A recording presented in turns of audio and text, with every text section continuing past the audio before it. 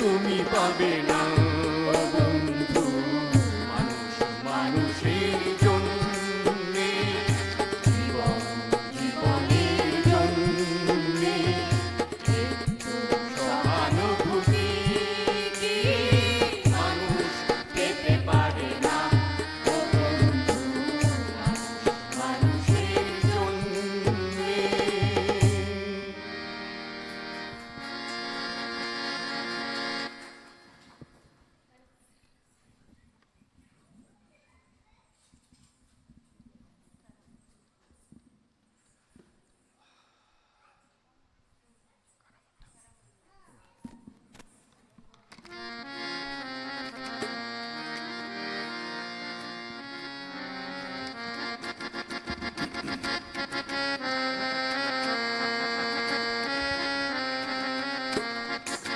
কারা মোর ঘর ভেঙেছে স্মরণ আছে কারা মোর ঘর ভেঙেছে স্মরণ আছে সে আমার রক্তে গোয়ালি চেতনায় হানছে আঘাত চেতনায় হানছে আঘাত চেতনায় হানছে আঘাত জাগ জনতা দুরন্ত সঙ্গী কারা মোর ঘর ভেঙেছে স্মরণ আছে কারা মোর ঘর ভেঙেছে স্মরণ আছে সে আমার রক্তে গোয়ালি চেতনায় হানছে আঘাত চেতনায় হানছে আঘাত চেতনায় হানছে আঘাত জাগ জনতা দুরন্ত সঙ্গী কারা মোর ঘর ভেঙেছে স্মরণ আছে কারা মোর ঘর ভেঙেছে স্মরণ আছে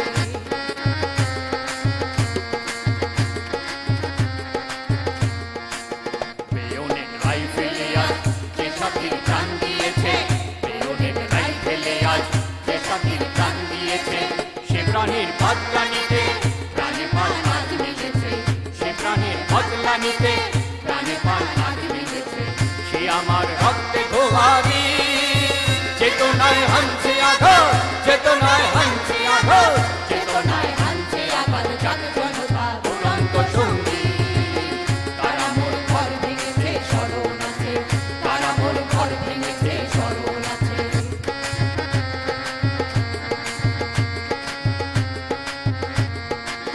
ইতিহাস রচব মোরা আমাদের রক্তে ঘামে ইতিহাস রচব মোরা আমাদের রক্তে ঘামে অবিচার শেষ কথা নয় আদিকাল সব হারাবে অবিচার শেষ কথা নয় আদিকাল সব হারাবে সে আমার রক্তে গোয়ালি চেতনায় হানছে আঘাত চেতনায় হানছে আঘাত চেতনায় হানছে আঘাত জাগ জনতা দুরন্ত সঙ্গী কারা মোর ঘর ভেঙেছে স্মরণ আছে কারা মোর ঘর ভেঙেছে স্মরণ আছে কারা মোর ঘর ভেঙেছে স্মরণ আছে thank you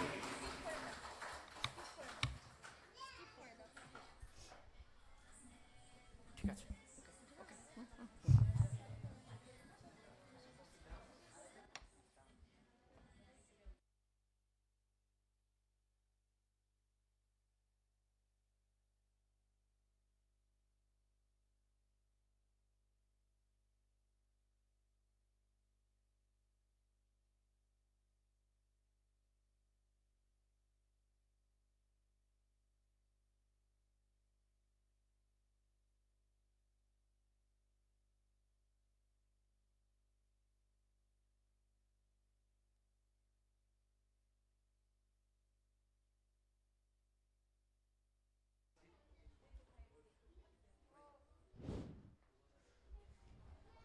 Comrades, welcome again to our Eastern May Day Rally 2025, jointly organized by Udichi Shilpi Goshti and Bangladeshi Workers' Council UK.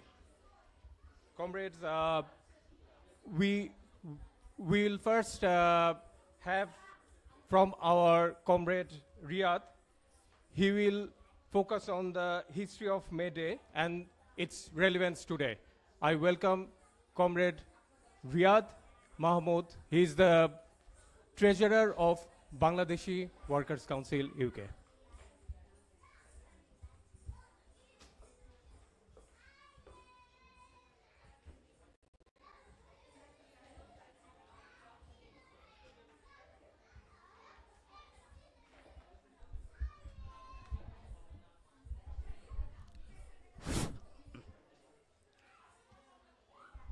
So, as the custom, we have to address everybody, but I'm avoiding and making sure that have my best wishes on this great day. Though today is 3rd May, we are celebrating 2 days later, but it was likely to be celebrated on 1st May, May Day, great day. And whenever 1st May comes, we do some customary things worldwide, even those who are still deadly against labor's right, labor's welfare. Well, the word welfare has different meaning. They also celebrate the May Day with a rally, wearing some t-shirts, and that's a thing, a customary thing. That's it. However, so as Shahar told that I will focus on the May Day history, so I have to tell a little bit what everybody know, maybe the children don't know. So I'll tell a little bit about it. 1886, Chicago Haymarket, peaceful demonstration of the workers, laborers. Then bomb detonated on them. They became violent. There was a fighting. And later on, the day has been recognized as International Labor Day. That's it. But it is just one great phase of the movement. It is not here the labor movement, workers' right movement begin. It goes at least 3 millennia BC.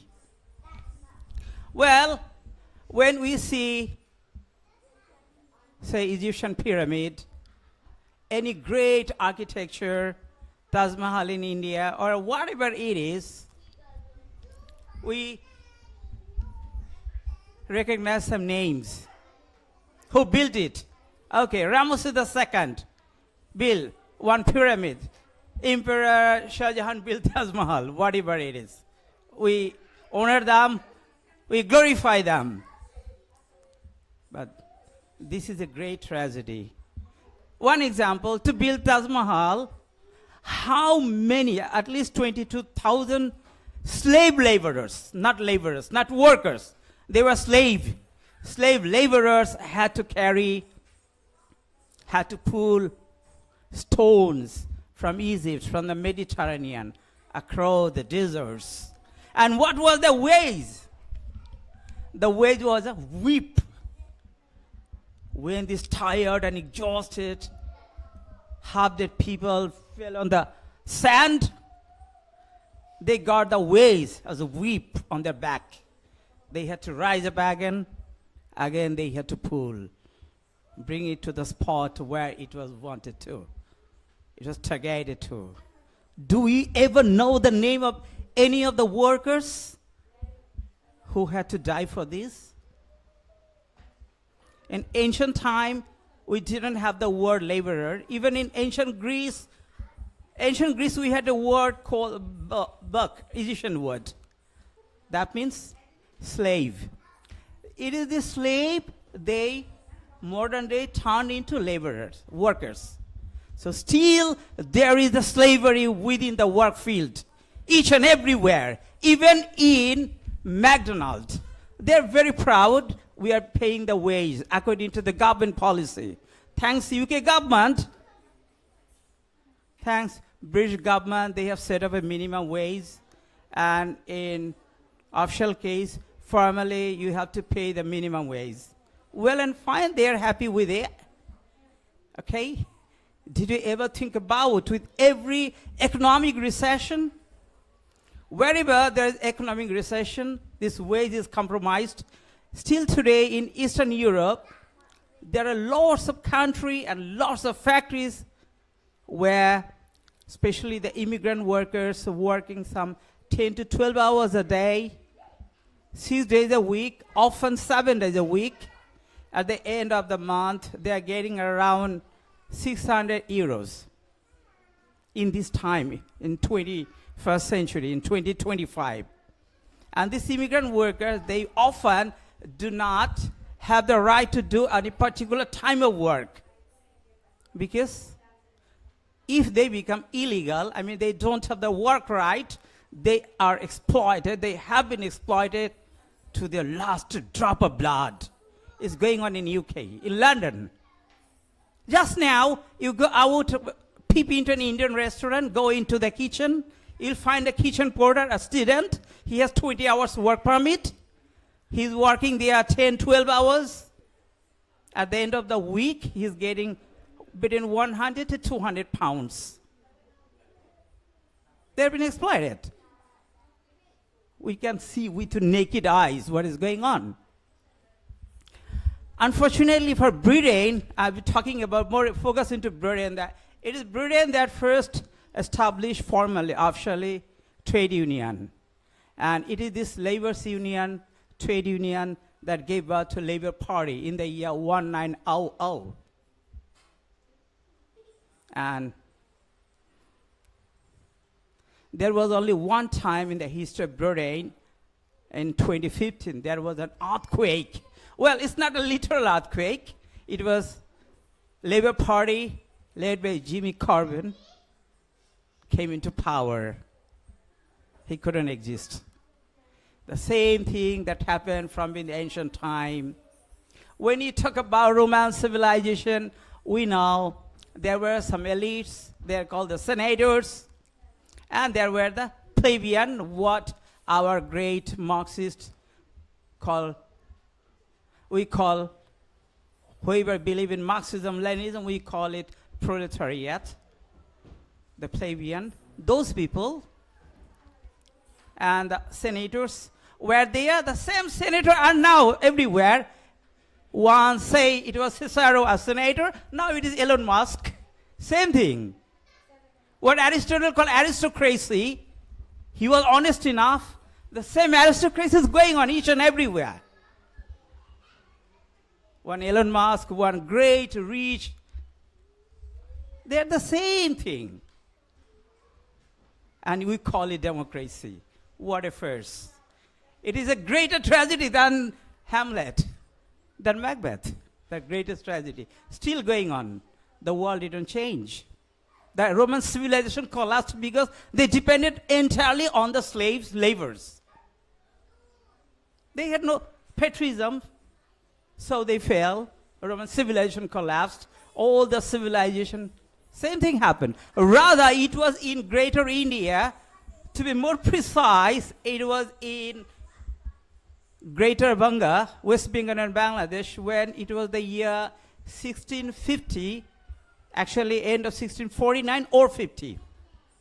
After the fall of Shashanka, there was one thing in history we call it fish justice, in Bengali called Motsana. Then came one great leader,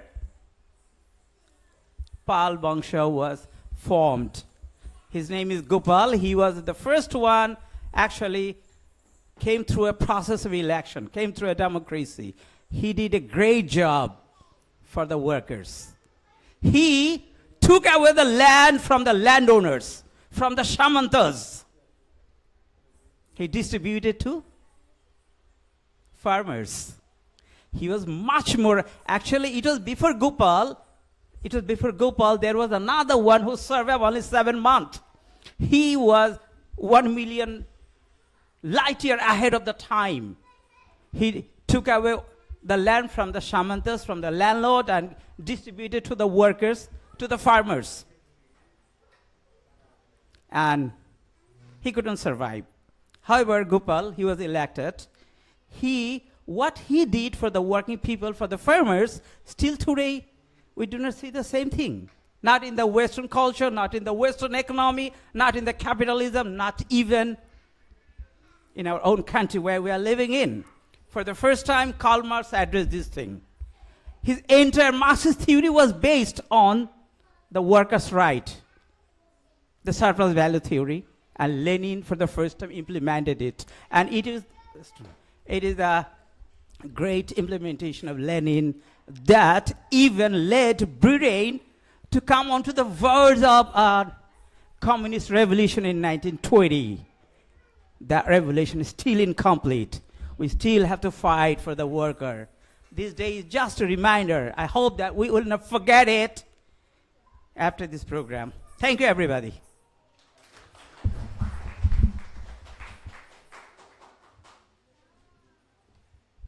Thank you. Now, I'd like to request Nazik Ramadan. She is the director of Migrant Voice, a very active charity for the migrant rights. Nazik Ramadan. She will focus on the hostile environment currently in UK and importance of a joint campaign against this. Nazik Ramadan.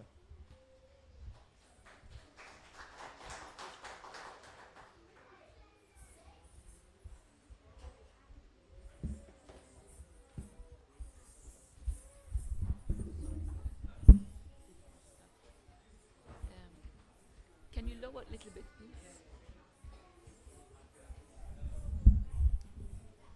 Okay.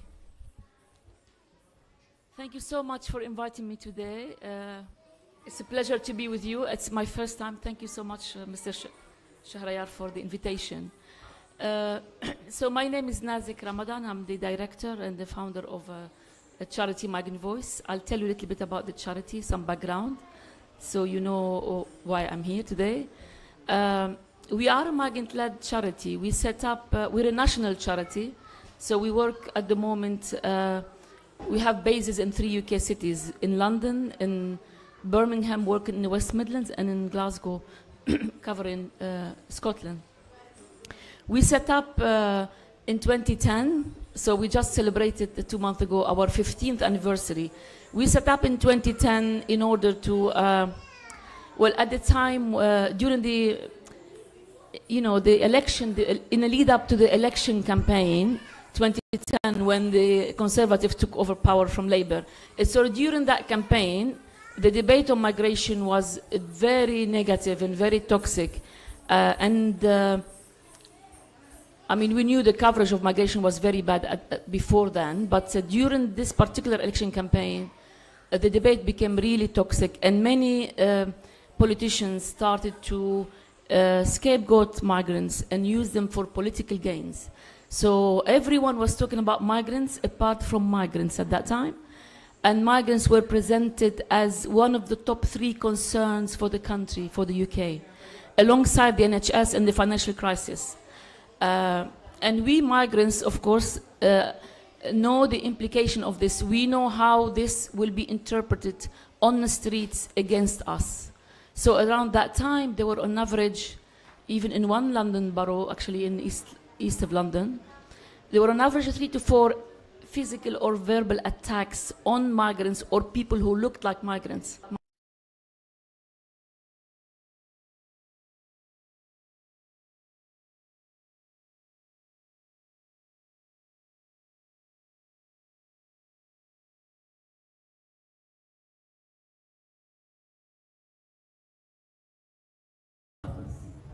And challenge politicians and tell the journalists, the media, if you want to tell our stories, come to us, we will tell you our stories. Because at that time, all the stories about migrants are, done by other people, the so-called experts. So we have, people who never met a migrant, who think migrants look like this or do this or feel they do like this. We really were not part of that. And politicians, as I said, where even they know, politicians, UK politicians, all parties, they understand very clearly how beneficial migrants are for the economy. They understand very clearly that you cannot do without migrants, otherwise the economy will suffer, including the previous government with Rishi Sunak was Prime Minister and his Home Secretary tried to push very hard to stop reduce migration. He said, no, we cannot, because it will damage us economically.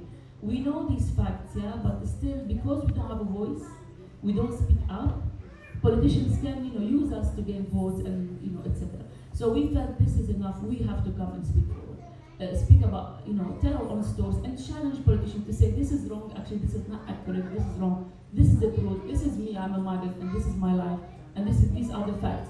So it was really important, and so far we've been very successful in telling our own stories, in changing how the media report our stories, in engaging with the media, but also engaging with the politicians. But I am here today to tell you a little bit about one of our campaigns, which is a campaign against extortion visa fees. Today is talking about migrant workers, talking about workers, every worker, and we all, of course, strongly believe that all workers should be treated equally.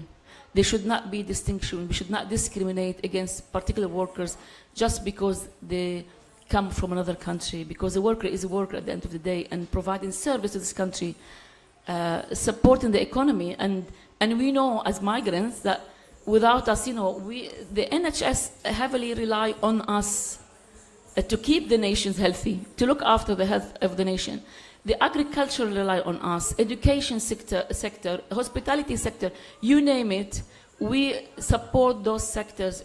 Our work contributions actually are very vital for running the country, but we don't get a fair deal. So I don't know how many people are aware that for a migrant worker, there are at the moment over more than 800,000 migrant workers who are paying visa fees. They are paying fees to work in the UK. And I don't know if you remember, I'm not that old, but I'm old enough to remember the day that when charging a worker to work was made illegal. And even the UK government signed up to that. So in the UK, if you're looking for work, you cannot go and pay to find a job. This is against the law. But then somehow the UK government came around it in a different way, gave it a different name. It's called visa fees. So a worker has to pay in the UK at the moment between £3,200 and £3,600 each every 2.5 years. So imagine a family of 4 with £12,000 and £15,000 2.5 years. Just to work here. Now this is on top of their taxes, on top of their bills, because you and I know that most migrants are not allowed to access public support. They don't have a recourse to public support. So they pay bills, they pay taxes, they pay national insurance number, they pay everything they pay for themselves and their families, but on top of that, they are asked to pay this extra amount of money just for the privilege to work in the UK. We think this is unfair. We know it's unfair because right now I have a British passport, so I don't pay fees. And I wish I can save. My family and we do not save every 2.5 years, actually up to £15,000. That would be great. So whatever money you left, you work very hard, you pay taxes, you pay bills, and then on top of that, you pay this, what's looked to us, a penalty. A penalty you pay on top of that. It's like telling the workers, you work, you have to pay everything, and then whatever is left, you pay taxes, but then we're going to take a big chunk of any money you have left. It means that if you are on lower paid jobs, because let's face it, people on high salaries and certain jobs don't pay fees, their companies pay for them. If you're a banker, if you're a big scientist, if you are someone doing high paid job, you don't even know about the visa because your company pay for it. But the lower your salary is, the more you feel the impact of paying that fees because you have to pay it, your employer will not pay it. In some instances, your employer might pay it. If you're a domestic worker, your employer will pay the fees on your behalf, but they will make sure they'll take it from you. So you have to work extra hours or pay them back some of that little money you have. We understand it's so unfair. It's just wrong. It's simply wrong. It's, using migrants as a cash machine is wrong. Last year, the UK government, as I said, there are over 800,000 migrant workers who are paying for visa fees, extortionate amount. The government made more than, 2.2 billion pounds. So you come and work, you pay tax, you pay bills, you contribute, and then they make more money out of you. And we just think this is not fair. We think, our campaign is calling, it's okay, we understand that you have to process, there's admin cost, and it's fine, we're happy to pay that admin cost. I think if a visa costs probably between 300 and 400 pounds, why not? It's fair enough. The workers will be happy to pay it. And why charge the children? We feel that children should go for free. They should not be paying for visa fees. And it's fair enough to charge them the cost, the admin cost of processing the fees, but to make a huge profit from them is simply wrong. It's penalizing migrants and is making them pay for work which was made illegal many years ago. And we know that many, including people in NHS, actually working in NHS, they are leaving. Many of the people we are in touch with, they said, it's not worth it for us anymore to work here. We're going to go to other country where we can keep more of our money. But we know some people who are, maybe it's not easy for them to move from a country to another. They have to make a decision between putting food on the table or saving the money to pay for the visa fees. Some people, don't go on holiday. They cannot afford to go on holiday anymore. They can't go visit families. They haven't seen their families for a long time. They have to tell their children, we can't buy you the trainers like, your friends at school. We can't do this, we can't do that. But just because all the money we earn, we have to always save and pay for the visa fees. And we're talking about lots of money over a long period of time. Although in the law says, after 5 years, you can apply for indefinite leave to remain, and also that application is very expensive, and after that, if you apply for citizenship, it's very expensive. So, the payment is ongoing. But these 5 years, many people, many workers end up on 10-year route, having to pay that money again and again over 10 years. So we think, we're celebrating today Workers' Day, which is very important because, work is what gives us dignity, what put food on our table, what, make us, different as a human being. We support ourselves. We're happy to work and contribute and live in dignity. But, we've been made to suffer as a result of this extortion fee. So my call today is for this meeting and everyone here is to support the campaign, to support our call for, you want to charge fees, fair enough, charge only admin fees and do not charge children. So really we think, we'd like you to support us in saying this is like penalizing workers who are coming here to work and contribute and to, make better life for themselves and their families. Let's not take away any money they have left over after paying the taxes and the fees. So I hope you support our campaigns. And we cannot do it alone. The reason I'm here today is actually to reach out to other communities who are, especially the established communities who have been here for many years and have passport and they can vote, to use your power, the power of vote, to use it to support those who are, not in your position, who still have many, many years before they can settle and stop paying those fees. So it's really important we all support each other, we work together. We cannot, as a charity, one charity, succeed on our own. We want everyone, the whole community, to support us so we make sure that all workers are treated equally and no worker is disadvantaged or asked to pay more or penalized just because they come from another country. Thank you.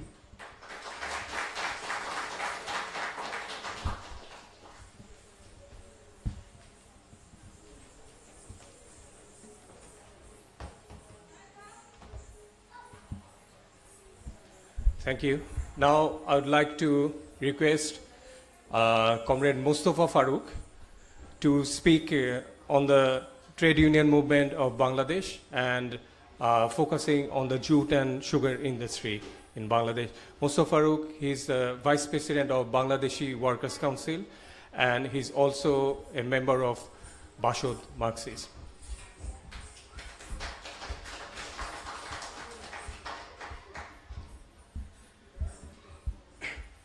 সমবেত comrades এবং বন্ধুগণ, মে দিবসে আমি প্রথমে আপনাদেরকে অভিনন্দন জানাই আজকে এই সমাবেশে যুক্ত হওয়ার জন্য।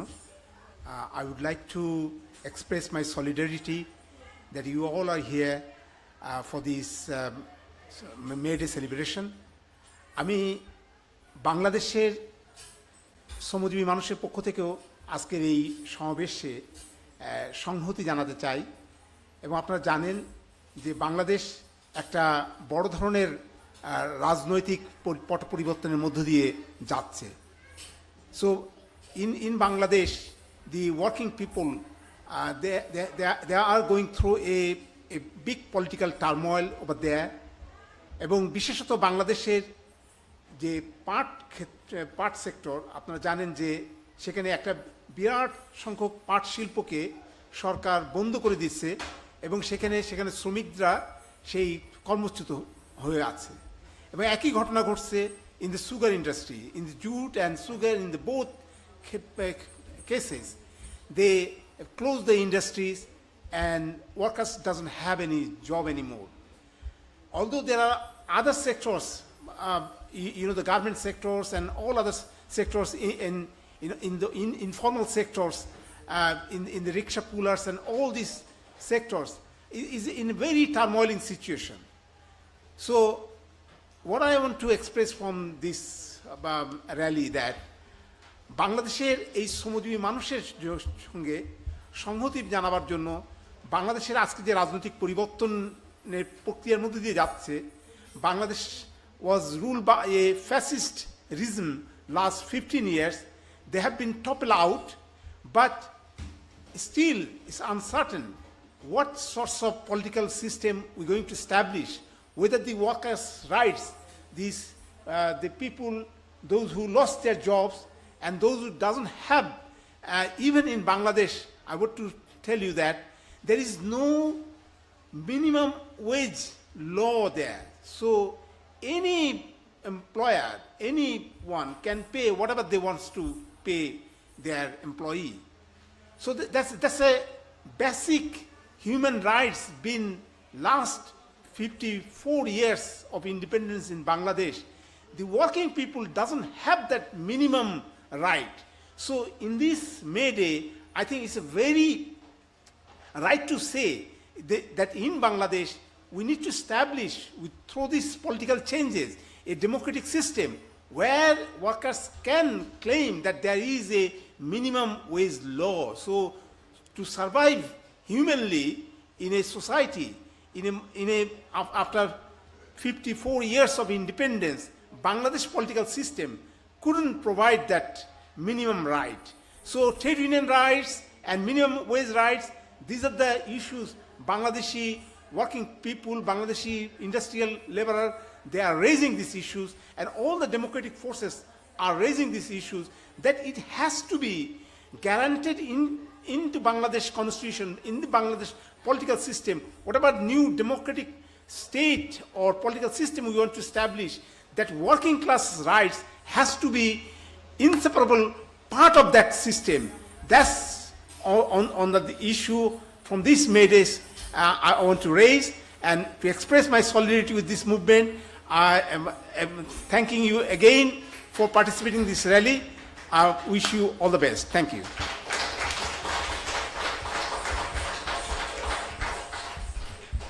Thank you. Now I would like to request David Rosenberg to say about the Palestinian movement and left's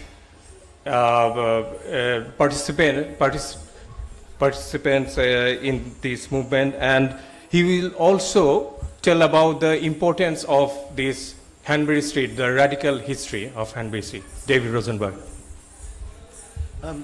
Thank you very much, and I bring greetings from the Jewish Socialist Group, a group that was formed in the 1970s, which identifies with a long tradition of Jewish working class struggles and Jewish socialist struggles that goes back at least to the 1890s, also importantly around here in the 1880s, just a few doors from here, at number 22 Hanbury Street. There's a building, it was once a Huguenot church, but in that period, if you had an issue and you wanted to tell lots of people about it and get them organized about it, you'd print off leaflets saying, come to a meeting at Christ Church Hall, also known as Hanbury Hall, just a few doors down. And all kinds of people, Eleanor Marx, Emma Goldman, Annie Besant, important figures spoke there at really important rallies.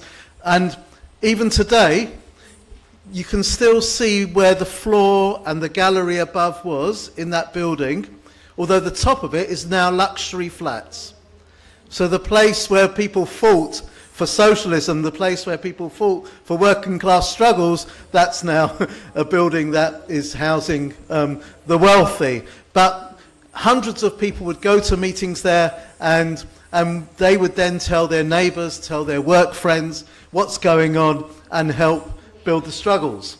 But I want to go back to Eastern Europe, because most Jewish people in the world in the late 19th century were in Eastern Europe, in the Russian Empire, which was ruled over by the Tsars. And the Jews there were oppressed. They were oppressed there as workers and exploited, and also discriminated against and persecuted as Jews. So both those issues. And they created their own organization to challenge that. It was called the Jewish Workers' Bund. And Bund is a Yiddish word that means union, like trade union. And they fought every day against anti-Semitism, but also joined forces with other workers outside their own community to fight for a better world for all, where all would be equal. And the Bund was an internationalist movement and an anti-nationalist movement, declaring wherever we live and work, that's our country. Yeah? We don't need to go somewhere else to have our own country. Where we live right now, that's where we work, that's where we struggle. This is from a May Day statement of the Bund in 1908.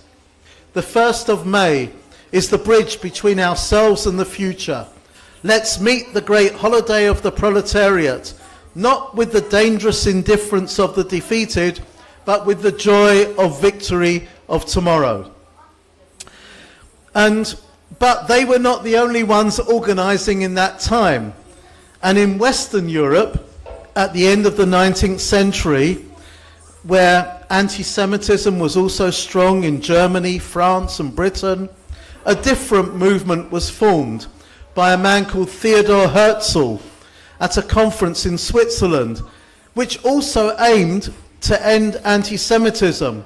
But the way he wanted to end it was a very different way to the way the Bund approached things, because he wanted Jews to be nationalists and to create their own Jewish state. And various locations were talked about, but they decided that Palestine, where a small Jewish community had lived over the centuries, generally in peace with its neighbours, that was where they wanted to have a Jewish state. Now, before the Second World War, before the Holocaust, this movement, Zionism, was a minority among Jews in every country. After the Holocaust, after the Nazi Holocaust of 6 million Jews, with survivors languishing in displaced persons camps, and who the Western world did not want to take as refugees, the demands of Zionism for a Jewish state were beginning to win more support among Jews and non-Jews. And in the meantime, many Jewish refugees were reaching Palestine legally or illegally. Most members of the Bund, the very progressive organization I was telling you about, were murdered in the Holocaust. But those that survived continued to oppose a separate Jewish state. In 1947, the United Nations agreed to partition Palestine. The surviving Bundists argued instead for an independent Palestinian state that would belong to Arabs and Jews who lived there, with freedom and equal rights for all its communities. But Israel was created through a massive injustice to the Palestinians, a war of independence that destroyed Palestinian villages, drove 750,000 Palestinians out, and treated the Palestinians who remained as second-class citizens. But even after Israel was created, it had its own internal Jewish opposition against nationalism and expansionism.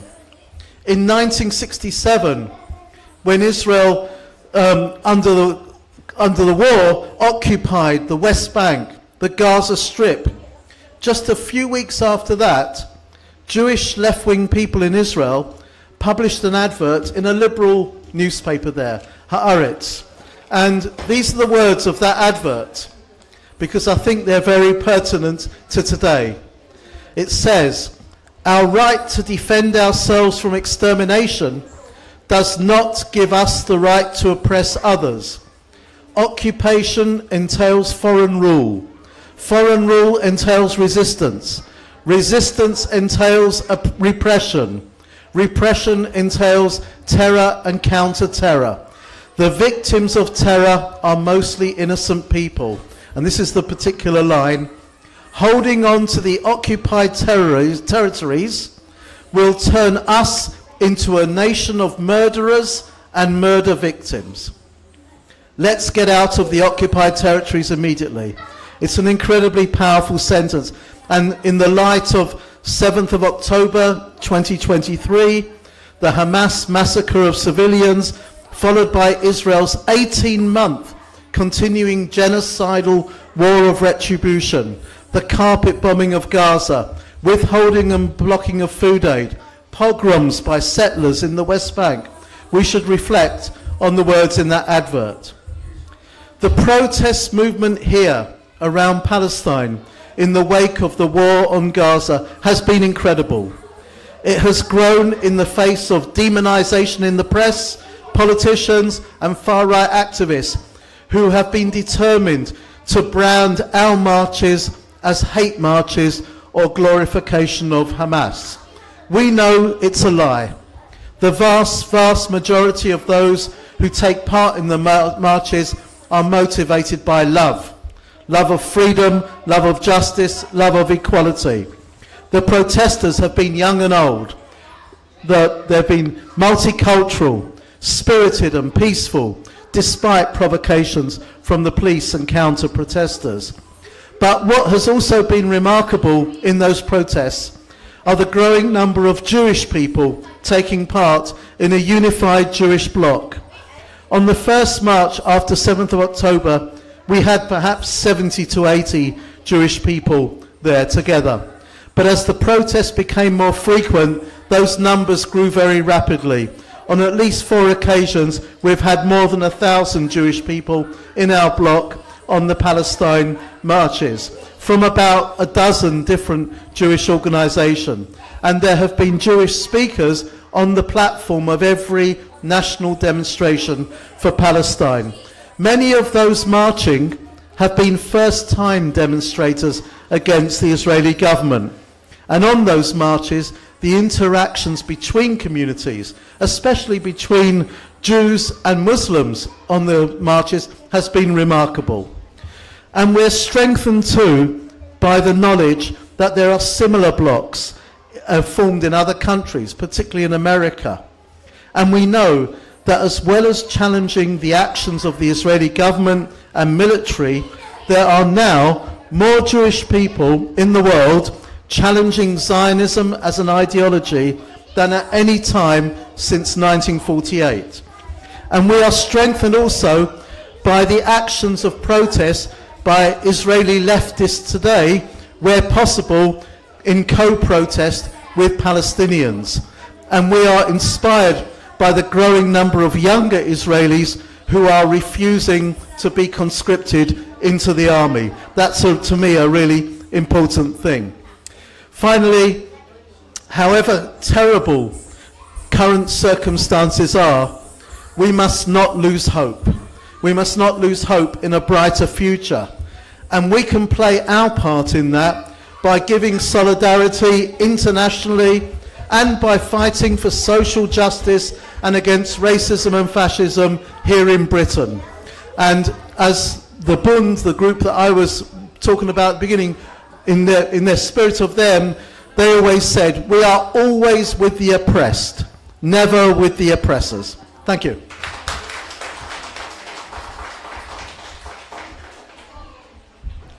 Thank you so much. Now our next speaker is Alex Gordon. He's the president of Radical Trade Union, RMT, and he's chair of Marx Memorial Library and a very active organizer of Communist Party of Britain. He will speak on the united front against austerity and fascism. Alex Gordon. Thank you, Sharia. Thank you to the wonderful musicians earlier. Thank you to the kids who are very well behaved, even though there are lots of boring old people speaking like me. So you're being very good. And I want to. It's beautiful weather today. It's really warm. I'm just wearing a t-shirt, and I remember being here 15 years ago. Well, not here. I remember being at the Bangladeshi Workers' Council Gono Sangeet for May Day about 15 years ago in Altab Ali Park, when the wind was whistling through the park and the women dressed in saris were shivering with the cold and turning blue. So I'm glad that you're still alive, you haven't succumbed to hypothermia, and we're back again celebrating May Day this year.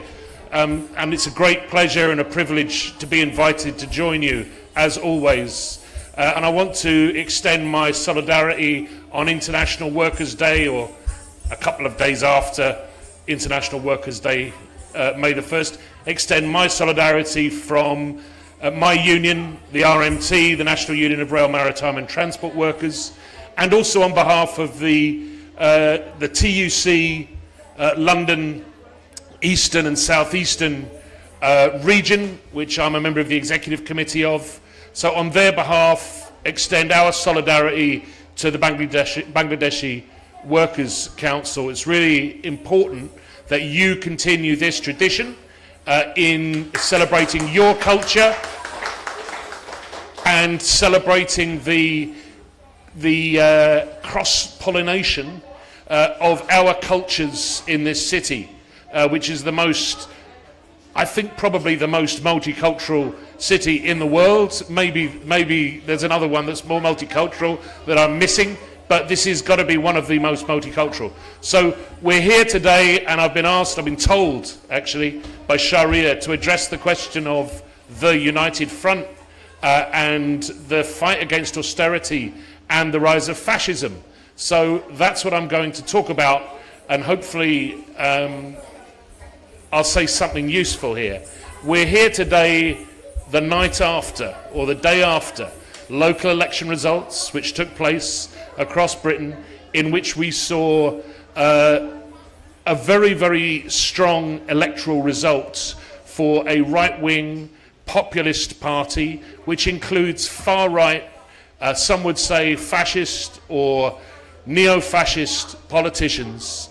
We've seen the election of Reform UK candidates in local councils across England. There were no elections in Scotland, but we've seen elections across England, outside of London, so it hasn't directly impacted necessarily on everyone in this room. But if you live outside of London, in England, you've probably had a local election. And in those local elections, the government party, the Labour Party, which was elected last July, on a massive landslide, a very small percentage of the vote, but a massive landslide because of the political system of first past the post, which we use for parliamentary elections in this country.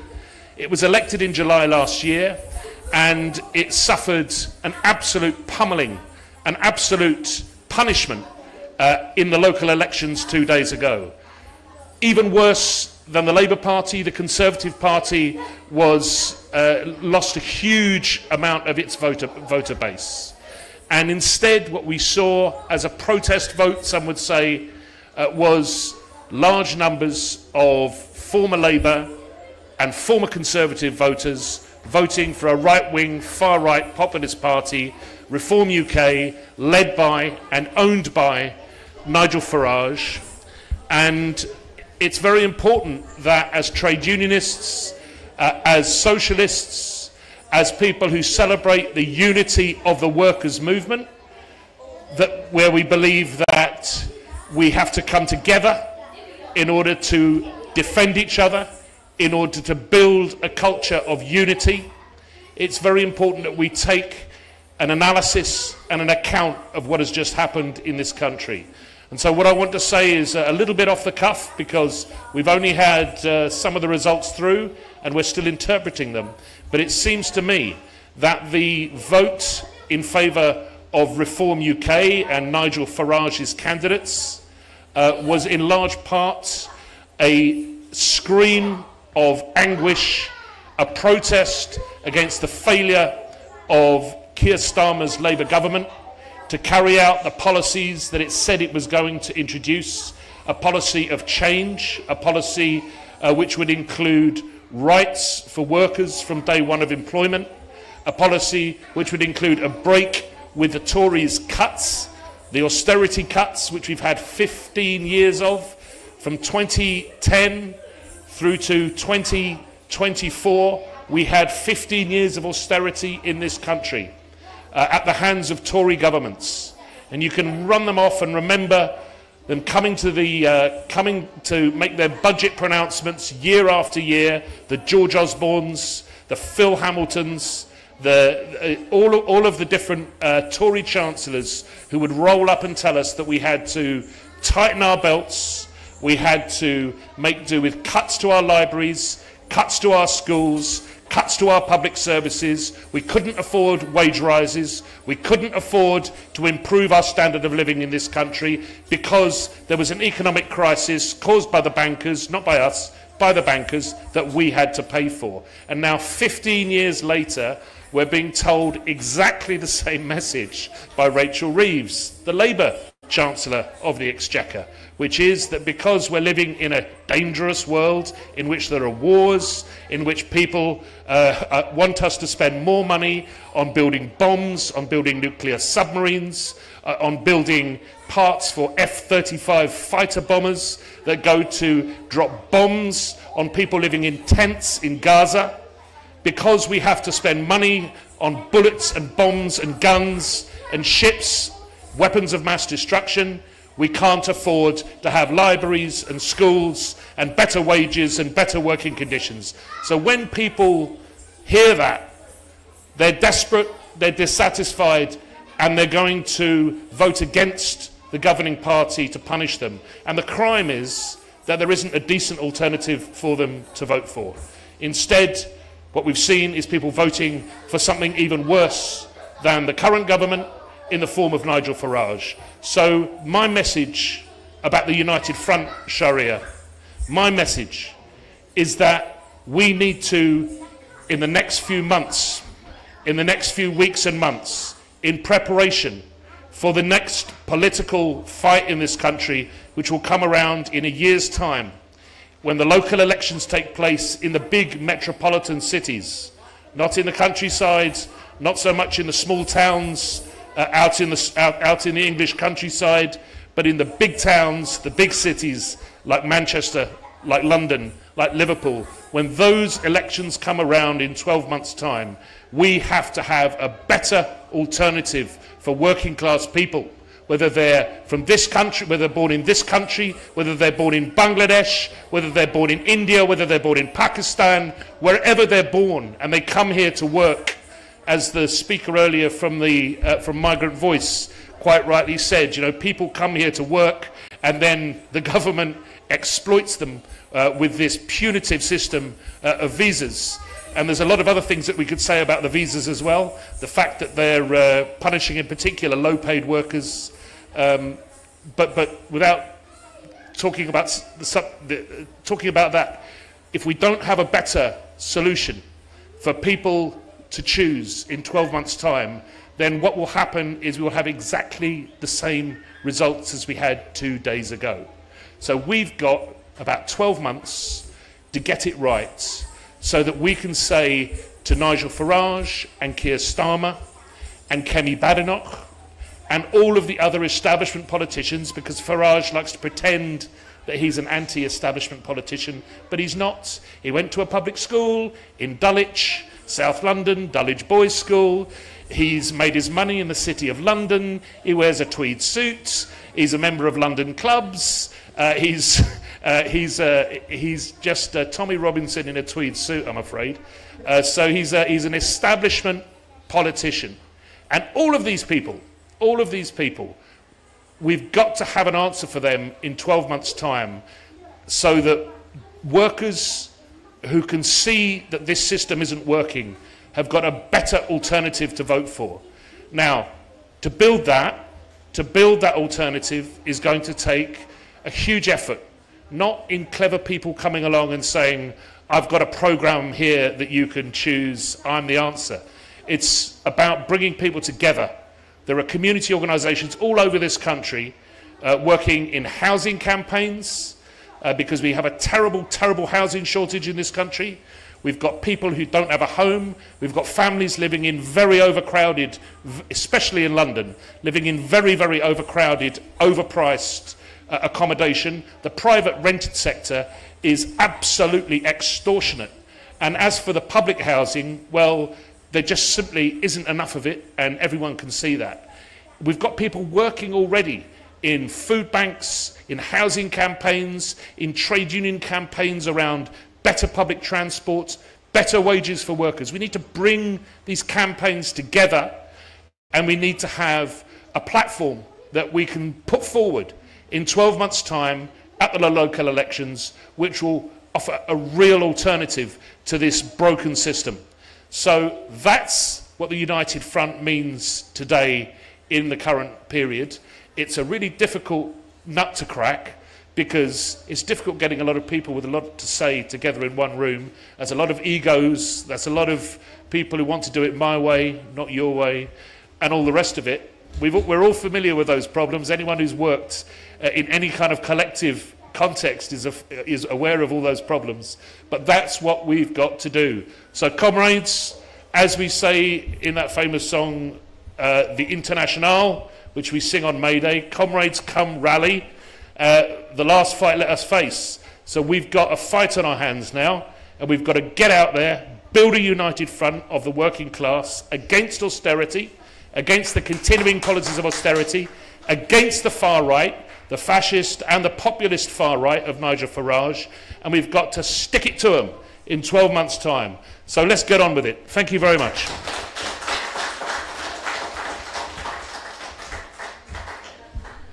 Thank you. Now I welcome Tasnima Uddin from Nijer Manush to speak in front of us.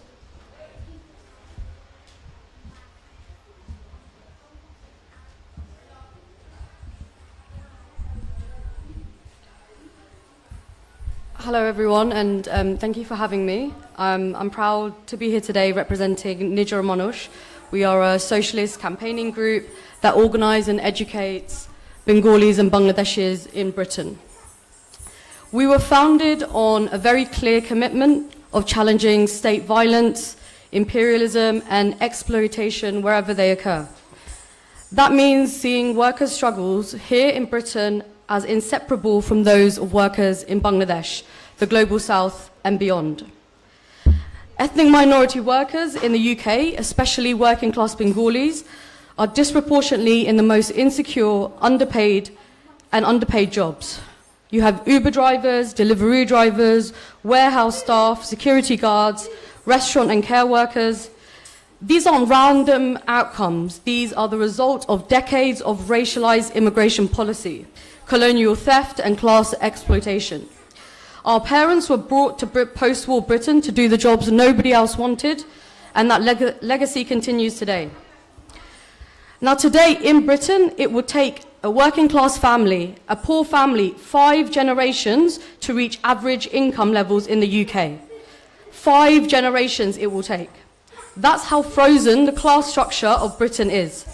And even when people from our communities make it into the so-called middle class, it often means repeating cycles of exploitation, becoming landlords exploiting tenants, or business owners underpaying new migrants and students. Meanwhile, in Bangladesh, our people work in garment factories under brutal conditions, silenced when they dare to demand fair wages and labour rights. I say this because the global picture is one of rising inequality. The rich are hoarding more wealth than ever, while workers are being squeezed. And when we fight back, the state steps in with new anti-strike laws, restricting our ability to resist. As a previous labour organiser for app-based workers, I would stress to you all today that we should see this space as a cutting edge of the labour struggle today and firmly stand in solidarity with app workers. Not only because their conditions are precarious, but because the very foundation of the gig economy is class exploitation. Gig economy workers, drivers and riders are misclassified as self-employed, so companies like Uber can wash their hands of any responsibility. They are treated not as people but as services, And this doesn't stop at Britain's borders. Just last week was the anniversary of the Rana Plaza collapse in Bangladesh, where over 1.1k workers were killed when factory owners forced them into a building they knew was unsafe. And 12 years later, garment workers are still being violently repressed for demanding fair wages and rights. Bangladesh's biggest export today is human labor. From the Middle East to Europe, our people comprise the global underclass of economies around the world. And let's be clear, this isn't a problem that is over there. The logic that killed workers in Dhaka is the same one that drives down wages and strips right here in Britain. Gig workers, care workers, cleaners, predominantly black, brown and migrant workers are being squeezed dry while bosses rake in record profits.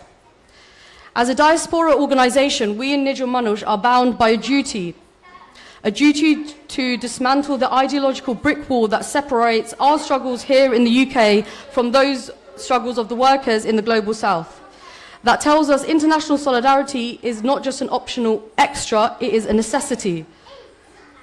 But if we look around today, Gaza makes the need for global worker solidarity painfully clear. Rana Plaza makes it painfully clear. But while exploitation is a universal experience, stalking Bangladeshis across the globe, working class resistance is its counterpart. We have so much to learn from workers resisting under the harshest conditions in South Asia. South Asian workers are not passive victims. They are amongst the most organized, militant and imaginative actors in the global labor movement. Our power lies in unity.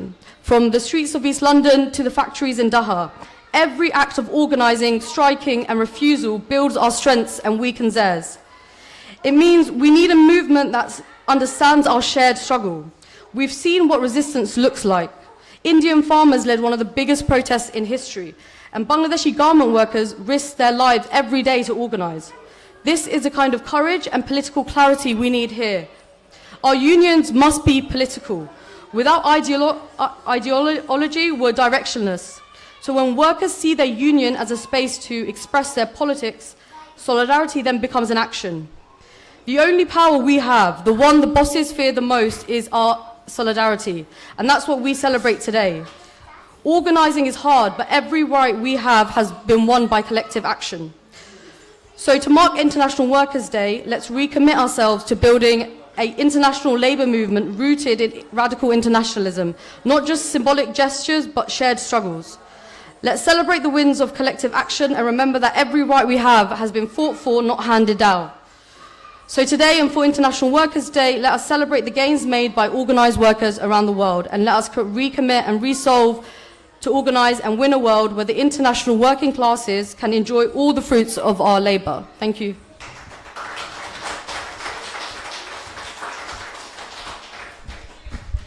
Thank you.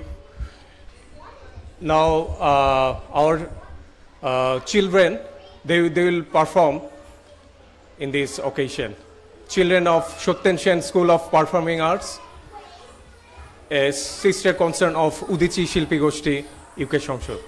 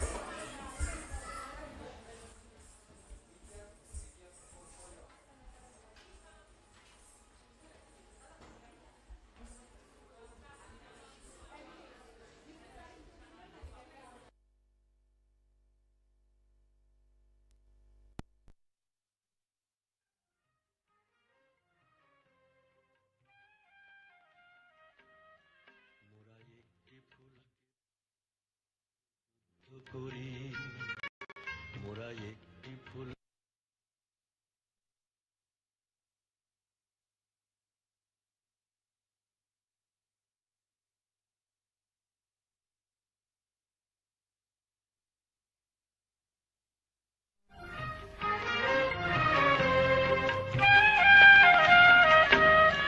মোরা একটি ফুলকে বাঁচাবো বলে যুদ্ধ করি মোরা একটি ফুলকে বাঁচাবো বলে যুদ্ধ করি মোরা একটি মুখের হাসির জন্য অস্ত্র ধরি মোরা একটি মুখের হাসির জন্য অস্ত্র ধরি মোরা একটি ফুলকে বাঁচাবো বলে যুদ্ধ করি মোরা একটি ফুলকে বাঁচাবো বলে যুদ্ধ করি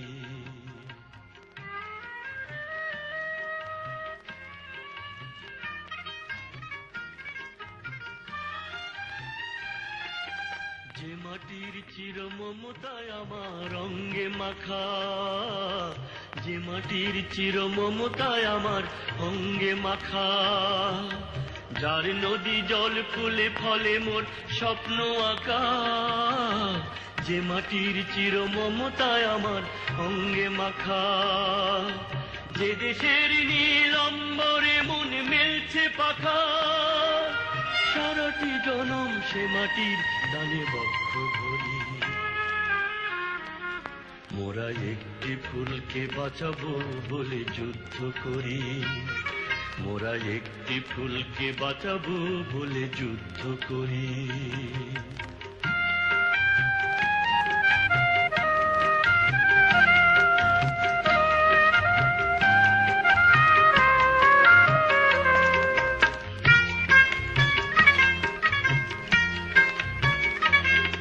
মোরা নতুন একটি কবিতা লিখতে যুদ্ধ করি মোরা নতুন একটি গানের জন্য যুদ্ধ করি মোরা একখানা ভালো ছবির জন্য যুদ্ধ করি মোরা সারা বিশ্বের শান্তি বাঁচাতে আজকে লড়ি নতুন একটি কবিতা লিখতে যুদ্ধ করি নতুন একটি গানের জন্য যুদ্ধ করি যে নারীর মধু প্রেমেতে আমার রক্ত দোলে যে নারীর মধু প্রেমেতে আমার রক্ত দোলে যে শিশুর মায়া হাসিতে আমার বিশ্ব ভোলে যে নারীর মধু প্রেমেতে আমার রক্ত দোলে যে গৃহ কপতে সুখ স্বর্গের দুয়ার খোলে সেই শান্তির শিবির বাঁচাতে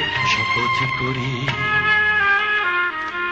মোরা একটি ফুলকে বাঁচাবো বলে যুদ্ধ করি মোরা একটি ফুলকে বাঁচাবো বলে যুদ্ধ করি মোরা একটি মুখের হাসির জন্য অস্ত্র ধরি মোরা একটি মুখের হাসির জন্য অস্ত্র ধরি মোরা একটি ফুলকে বাঁচাবো বলে যুদ্ধ করি মোরা একটি ফুলকে বাঁচাবো বলে যুদ্ধ করি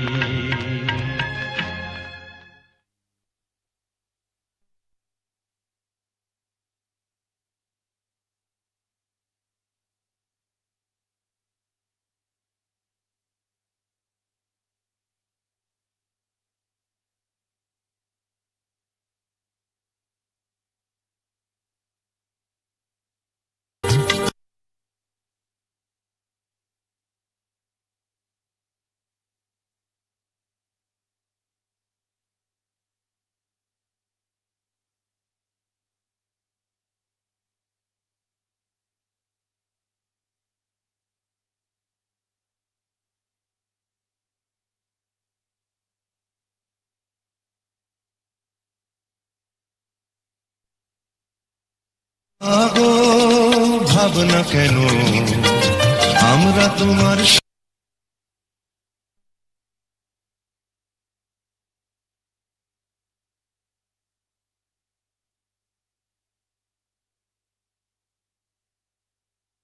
Life moves fast, so do we. Send money quick.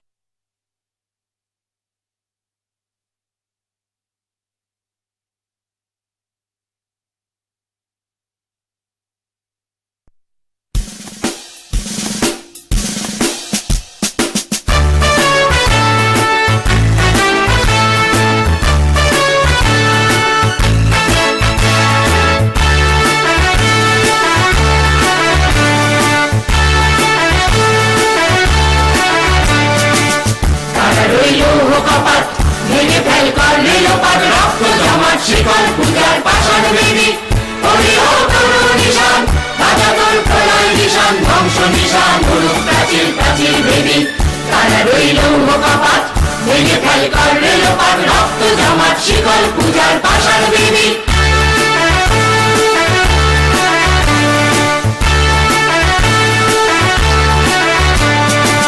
গাজনের বাজনা বাজা কে মালিক কে সে রাজা গাজনের বাজনা বাজা কে মালিক কে সে রাজা হৃদয় সাজা মুক্ত স্বাধীন সত্য কেড়ে হা হা হা পায় যে হাসি ভগবান করবে ফাঁসি সর্বনাশী শিখায় হীন তত্ত্ব কেড়ে তারা রইল কপাট ভেঙে ফেল কর রেলপাট রক্ত জমাট শিকল পূজার পাষাণ বেদি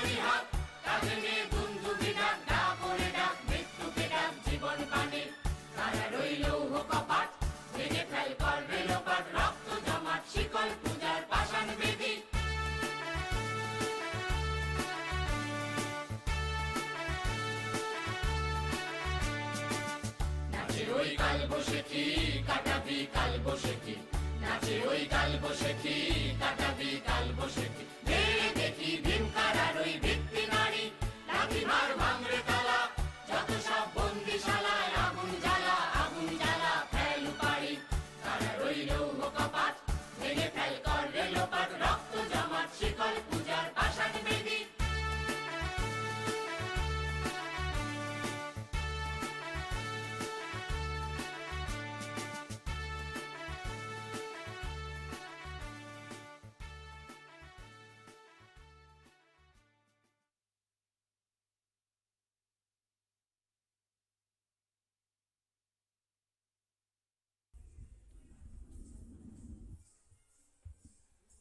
Thank you so much. Performers from Shotten Shen Shilpi Goshti. Now I would like to invite Ben Chako, editor of Morning Star. Morning Star is the only English newspaper that is led by the left-wing ideology.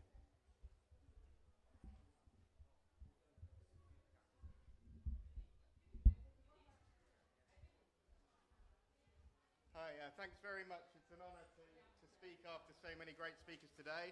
If you don't know the Morning Star, I've got a copy with me today, and we've heard a lot about the labour movement, the workers' struggle and the United Front today. The Morning Star is the newspaper of all those things. It is the only English language socialist daily newspaper in the world. It's the only cooperatively owned newspaper in the UK, which its readers own shares. Anyone can buy shares in the Morning Star, and then you get to attend the AGM, vote for the management committee, which appoints the editor, the business manager, and so on. It is a paper that belongs to its readers, and it also is the only paper which is part owned by the trade union movement. We have 13 national trade unions who have taken out maximum shareholdings in the Morning Star. They sit on our committee as well. So when we're talking about May Day, when we're talking about the workers, this is the paper that tries to bring all of that together. We've spoken about building a united front of different left political forces, different workers' struggles, community struggles, organisations like the Bangladeshi Workers Association, like the Indian Workers Association, like the Jewish Socialist Group, in different communities to all fight against austerity, racism and war. And the Morning Star is the newspaper that goes to all of these groups, that makes sure it carries the voices of trade unionists, of community campaigns and so on. Now I was asked today to speak a little bit about the rise of the far right in Britain and what we do about it. Now I believe my comrade Alex Gordon has already pointed to the overriding story of the local elections in Britain, which was the rise of Reform UK.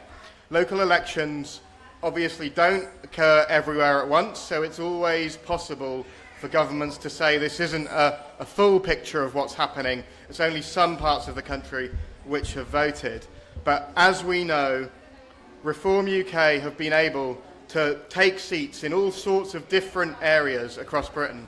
If Reform is able to take over a former Conservative council in Kent and a former Labour council in Durham at right the other end of England, we can see that they are a truly national problem. And if we see that they came a close second to Labour in the West of England mayoral authority as well, that is an authority that includes big urban areas. The huge city of Bristol, always seen as a left-wing city. Reform are doing well in those areas too, so we absolutely cannot be complacent about how serious the threat from this right-wing party is. Keir Starmer will make out that the biggest losers of the night were the Conservatives. That's because most of the seats that were up for grabs were Conservative. But if you look at it proportionally, actually the Labour and Tory results are almost exactly the same. Both of them lost about 2/3 of the seats that they were defending. So if Labour and the Tories are both collapsing, why is that? And why is that vote going to Reform? Am I speaking too loud? No. I would say Labour and the Tory votes are collapsing because the Labour and the Tories are increasingly seen as the same thing. They're seen as discredited establishment parties which have inflicted the same kinds of policies on us. The 2024 result was, as Alex has said, a landslide for Labour, but on an extremely low vote, lower than Labour got at the previous election, which it had lost. The Labour record in office since then has not been positive at all. We've not only seen the continued austerity in terms of public services, but specific attacks on disabled people, on pensioners, on children in poverty, the indifference to major industrial sites like Port Talbot and Grangemouth closing down, and the crisis across local government and public services is just getting worse. So on the doorstep, Labour councillors were saying what people are complaining about is winter fuel, the cuts to winter fuel payments, attacks on the disabled people. That's why they're not voting Labour. But worse than being indistinguishable from the Tories, Labour's campaign made it almost indistinguishable from Reform. Starmer's tactic is to ape Reform on immigration, and he was doing that even last year at the general election. He was talking about deporting Bangladeshis in the general election to try and curry favour with the racist right. And his vote halved last election compared to what it was before, but he has not learned that lesson and is driving the Labour Party into the ground by continuing this. Labour boasts about record numbers of deportations. It's as if the party is trying to offend every single part of the coalition that has traditionally supported Labour. It's trying to attack workers, it's trying to attack the disabled, it's trying to attack people dependent on welfare payments, pensioners, and now it's targeting black and immigrant communities and attacking those as well. Of course Labour is collapsing. And of course if the far right isn't being challenged, if all of the parties are on the news all the time saying immigrants are to blame for problems in the NHS, immigrants are to blame for problems in housing, then of course those ideas are going to spread. So we need to be able to challenge those ideas, and a number of organisations on the left have been doing that. People have gone out and lobbied and campaigned against Reform in communities. Trade unions, we were up at the Scottish TUC with the Morning Star just this week, and we did video interviews with lots of trade unionists about why Reform is no friend to working people in this country. And that may have done some good. We saw that Labour hung on to some mayoralties and so on. But obviously it's not enough to stop the rise of Reform. And the reason is because people are never going to vote for you if you only tell them what they have to vote against. People need something to vote for. And the Labour Party at the moment is not offering anything to vote for. It's fine to expose the hypocrisy of Reform, the fact that they're not really a friend of the workers, the fact that Nigel Farage is a rich kid. But it's essential to expose the racism of Reform, the fact that it's talking already about new attacks on asylum seekers and immigrants on the back of these election results. But as we've seen, that doesn't cut much ice for workers if they can turn around and say, well, the Labour Party is also racist. The Labour Party is also trying to privatise the NHS. So to actually win people against the far right, we need, as a left, to be more convincing as a channel for people's anger, channel for people's frustrations than the right is. And that means building a movement in communities that is actually fighting the government harder than the right is fighting the government. Trade unions need to be back inside communities. Trades councils need to be bringing union activists together so that we are fighting, not just fighting against reform, but fighting on housing, fighting on jobs, fighting council cuts, so that when working class people are fed up, they have better answers than the right. I always get lost in my notes at this point. But I've been saying since the election, go up to trade unions and the National Organisation of Trade Unions, they say, well, we've got a Labour government, it's an improvement. We can talk to these people. They invite us to number 10 and they have discussions with us. But we cannot cease being a movement that's in the community and on the streets because we have a Labour government, because we can see that that Labour government is punishing people in the community and on the streets. Only if we can be the most militant and the most visible community force can we actually start to have people turn away from the far right and turn towards us. That's a job that's got to bring us all together. The Morning Star really wants to be a bigger part of doing that. We had a meeting just last month with the Indian Workers Association where we said we really need to work more closely with you to expose the super exploitation of immigrant workers whom you work with. And we heard in the very first speech we had today about the impact of that in Bangladeshi communities here as well. So we need to bring your organisation into those conversations with the Morning Star. We need to be talking to comrades such as yourself, the Migrant Voice organisations, so that those stories are not just being read by people in your communities, but they're being read right across the trade union movement in the Morning Star. So let's resolve today. I mean, I'm really, really proud to be invited for the first time to address the Bangladeshi Workers' Council May Day event. It's a fantastic event, but I think we all need to resolve that we don't just go away from this event and come back in a year and celebrate May Day and all those great inspiring struggles of the past. But we say we're all going to keep in touch with each other before then. We are going to share our experiences and we're going to take the fight to this government, because it's only by taking the fight to this government that we can take the fight to the far right as well. Thank you.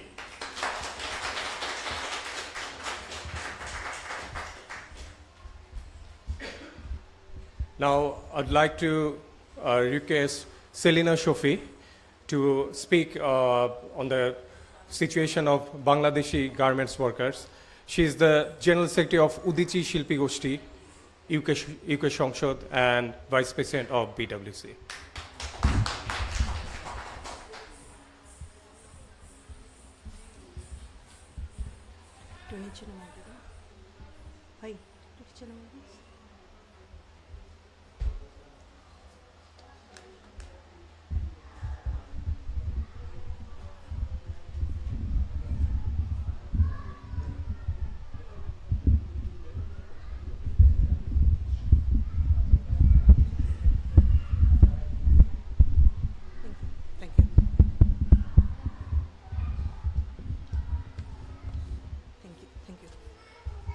The struggle of garments workers in Bangladesh. I will begin my short discussion on the struggle of the garment workers in Bangladesh by recalling the tragedy of Rana Plaza. The anniversary was observed about a week ago, when on 24th April 2013, more than 1,100 people were killed, and that of another 162 are still missing and unaccounted for. After a period of concern by national and international capital, the NGO lobby, and the human rights bodies, it is business as usual. None of the owners responsible for the inhuman tragedy has been punished. Health and safety standards are still not up to standard, and the rights of the workers, mainly women's workers, are appalling. I also recall the recent sacrifices of workers all over Bangladesh, especially in the capital city of Dhaka, during the mass uprising that toppled the fascist regime of Hasina. Around 100 workers were killed, along with over 1,000 families affected by injuries. The formal and informal working people were key to ensuring that what started as a student movement morphed into a mass uprising. The demand of reducing income and wealth inequality was a major spur to their participation. What is the state of play now? Before giving some idea about the struggles, it is important to place the role of the garment sector in the economy of Bangladesh. 84% of total foreign exchange earning of Bangladesh is earned by the garment sector. Over 4 million workers work here, of which over 80% are women. This is the only instance where initial capitalist development was initiated and led by women workers. This specific instance of a feminized working class leading the economic development is unique in both the advanced countries as well as the post-colonial states. Rana Plaza and other such incidents highlighted the precarious nature of work conditions and is still the case. Recent newspaper reports have given a snapshot of such deaths. It is worse in other sectors. Construction, 971. Transport, 292. Agricultural labor, 102. Rickshaw puller, 43. Ship breakers, 10. The list goes on and on. Beyond health and security, the key issue of struggle is to do with wages and especially the question of a national minimum wage. The wage in the garment sector has been fixed at 50%, like Taka 12,500. Toward the garment trade union sector, GTUC, the principal trade union in the garment sector, and an affiliate of World Difference in the attitude of the interim regime to the regime that was recently deposed. Whatever the political disposition of the ruling classes in Bangladesh, Bengali nationalism, Bangladeshi nationalism or Islamic nationalism, there is no difference in their advocacy of economic strategy and their attitude towards the working class and the working poor. Wholesale pursuit of neoliberal economic policy. The Washington consensus of IMF, WTO, and World Bank is alive and kicking in Bangladesh. At this year May Day celebrations in Bangladesh and especially around the key concentration of garment industries in Dhaka, the Garment Trade Union Center, GTUC, have reiterated the central demands of the garments workers. Minimum wages of Dhaka, 25,000. Factory-wise rationing of rice. Factory-wise rationing of housing. Implementation of all post-Rana Plaza recommendation on health and safety. Compulsory 6 months maternity leave. All barriers to trade union formation to be removed. Trade union rights to be legally protected and made part of fundamental rights of the Constitution. Open and transparent discussion of the recommendation put forward by the Labour Reform Commission of the interim government. What does the future hold? All the workers have achieved has been due to their struggle over the past 2 decades. They are fully aware that successive regimes have sent the industrial police whenever signs of struggle around wages and conditions have arisen. It will be no different the next time round. However, the meeting held in working class areas by GTUC, Chittagong, Narayanganj, Sonargaon, Rupganj, Badda, Rampura, Khilgaon, Gazipur, Ashulia, etc. We saw the emergence of a coalition of forces between the formal garment sector. The workers were joined by students who were participants in the anti-fascist movements, the cultural activists, working people of the informal sector, and other trade unionists, rickshaw, easy bike, and hawkers. In other words, a new united front of forces that is harnessing the anti-capitalist and anti-imperialist forces. While the ruling class in Bangladesh are squabbling about power and embroiled in debates on elections, pseudo-reforms and what constitutes a human face of capitalism, the left, the trade unions, and the 90% are beginning the task of future. Battles and struggles to go beyond the neoliberal agenda and chart a path towards socialism in a post-colonial state. The meeting, discussion, and deliberations on May Day in Bangladesh this year clearly reveals that. On our part, we have to consistently show our solidarity to that. Thank you.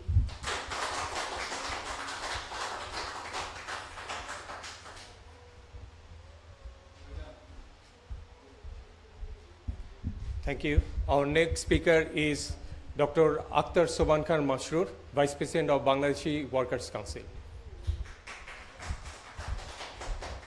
Not long, few words. I'm just expressing my solidarity with International Workers' Day. You have heard a lot of things.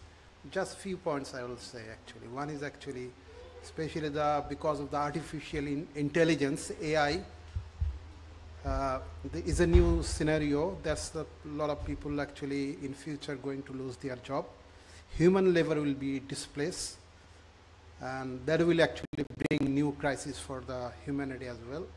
And the second thing, that because of this thing, there will be more casual temporary worker, 0-hour contract like this thing. So these are the challenges coming, and this situation actually is more important for the working class to be united again to fight the global capital and the emerging new situation. And third point is that actually in Bangladesh, after the July uprising, the working condition and the workers' right has not been actually addressed, and during this interim government, 2 garment workers been shut down. So the whole, it is a regime change. Actually, the deep structure, the structure prevailing in Bangladesh, that is not in favor of the working class. So we should continue our fight, struggle, that actually the working people, by having the regime change, being existing structure, they will not be actually benefited. We need to continue our fight, and this is important to get together, united again. And the third thing, actually, the fiscal war that Donald Trump started. You know that actually they proposed 37%, 27% tax for Bangladesh to be added actually. So that may bring another crisis for the government sector in future. These are the things, the situation. We are here under rhetoric. Keir Starmer is a rhetoric. We know the situation, our electricity bill, our council tax, and inflation that make our life here difficult actually. These are the things happening. So the situation is coming in future. It will be more acute, and we need to be united, fight against this. All we are workers. The concept of workers has been changed. So you heard about the precarious. So whoever we are actually working and getting our salary, wages, we are worker, different form of worker. So It is not the 18th century factory worker. We all are worker. Get together to fight this system, global capitalist system. Thank you very much. Bye.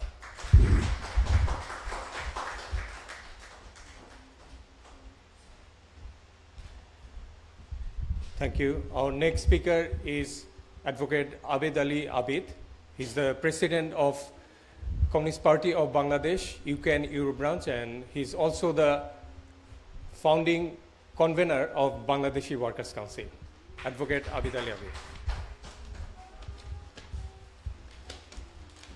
Thank you, Shahriar. Good afternoon to everyone.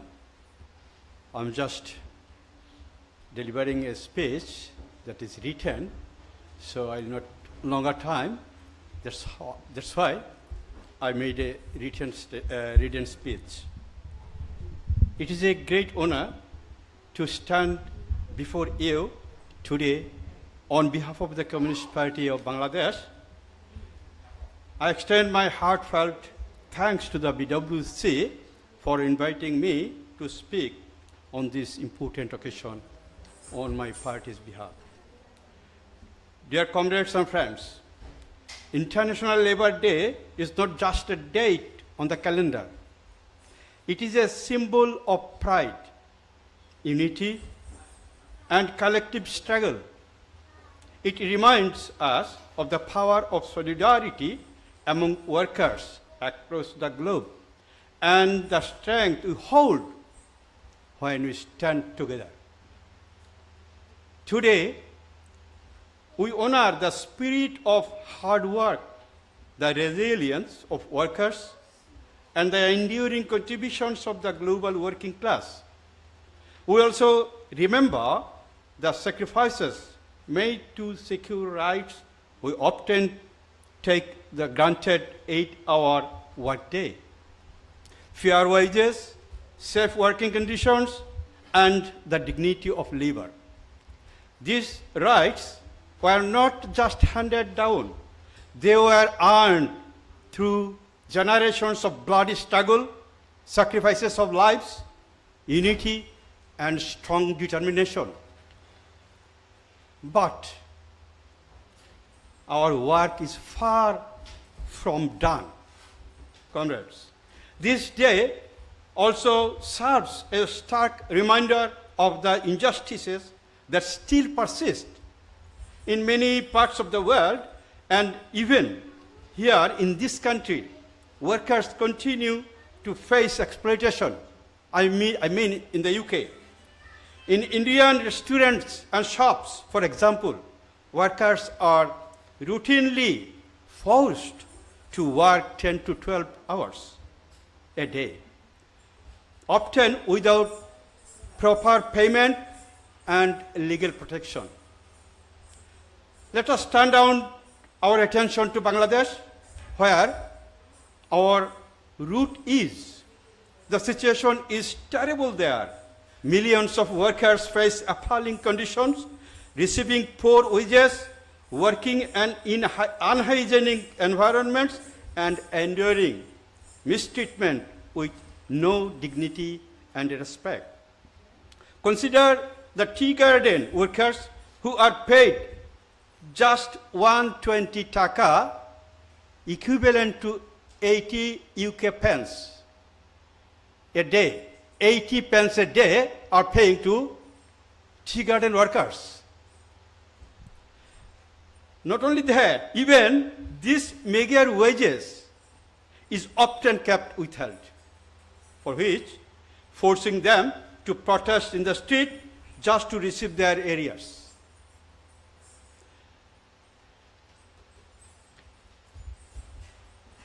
While on that situation, they stayed hungry. They did not find food to eat because their wages are not being paid in time. These workers lack access to education, financial support, and tools necessary to organize strong movements. I urge all comrades here and friends, please support those who are advocating for the rights of the tea garden workers to be established. your financial, moral, and political support is crucial for them. Similarly, in the garment industry, Bangladesh's leading export sector, but the workers who are making export possible are poorly paid. Their average wages is, my previous speaker told you, that 12,500 Bangladeshi taka, that if we convert it to pound, it will stand at 72, 73 pound only a month. 72, 73 pound a month. Whereas we buy a shirt from Bangladeshi made at 50 pound, 55 pound. But this way, the workers in garment sector are being exploited. Friends, on the other hand, many of the factory owners do not pay their wages for months. Interestingly, many owners do not pay their monthly payment in time. They kept it arrears, months after months. They have to struggle on the street, come to the street to force their rights to establish, to materialize. While on that situation, factory owners enjoy luxurious holidays with their family. And not only that, they launder money overseas and face no accountability. Successive governments in Bangladesh have consistently failed to safeguard workers' rights. Instead, they side with the exploitative factory owners and enable their greed to meet. If workers in the formal sectors face such severe exploitation, imagine the conditions in the informal sector, like domestic workers, construction workers, rickshaw pullers, agricultural laborers, and so on, and many others. Bangladesh has about 63 informal sectors who works in the informal sectors. They don't have law, they're completely unregulated, with no laws to ensure their fair wages, working hours, or safe conditions, working conditions. These workers are treated as if belong to another era like Middle Age slavery. Denied rights without dignity and left entirely unprotected. They are the forgotten faces. They are the forgotten faces of the May Day in our route in Bangladesh. We must do more. Those of us who enjoy relatively privilege in our communities must go beyond supporting this and that dynasty. We must actively support those on the ground, campaigning, advocating, standing shoulder to shoulder with the most vulnerable workers in our global community. Comrades, as we celebrate today, let's remember this truth. There is no progress without workforce. Let's support policies that empower workers, build cultures of respect in every workplace, and ensure that labor is not seen merely as a cost, but uplifted as the driving force of human progress and development, the foundation of modern civilization and social justice. To all workers of the globe, thank you for their resilience, courage, and invaluable contributions. May our labor always be recognized, respected, and fairly rewarded. Long live May Day. Thank you.